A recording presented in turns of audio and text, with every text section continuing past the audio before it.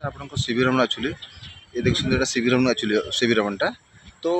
ये एक्जाक्टली आपको सिवी रमन जो छक अच्छे आप जो टुआर्ड्स जावाई गीता रास्ताटा तो सेटा आप डाउन पटे पड़ो यहाँ बाँ पटे जो बरगछ देखते से रास्ता आपको 30 फीट रास्ता 30 फीट रास्ता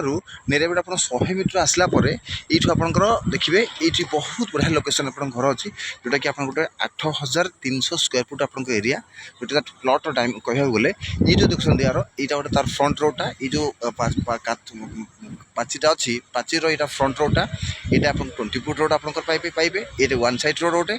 आ गोटे आप रखते यहाँ 30 फुट रोड आपंकर आई प्लट्र ये जो लास्ट एंड अच्छी ता सैड्रे आपंकर अच्छी गोटे 20 फुट रोड मतलब ओवरऑल 3 साइड्रे आप रोड मतलब बहुत बढ़िया लोकेशन अच्छी आ ये जोन हिसाब से कह गले ये आप एलेजन प्लट अच्छी बहुत बढ़िया लोकेशन रे मतलब एक्सीलेंट लोकेशन आपको एठी आप जो जेकोसी गोटे प्रोजेक्ट भी आप करें घर पर भी नहीं पारे मतलब आपन पाखे देखुं ये मात्र 100 मीटर डिस्टेंस भितर आपंकर 100 मीटर भितर आप देखुं ये गाड़ी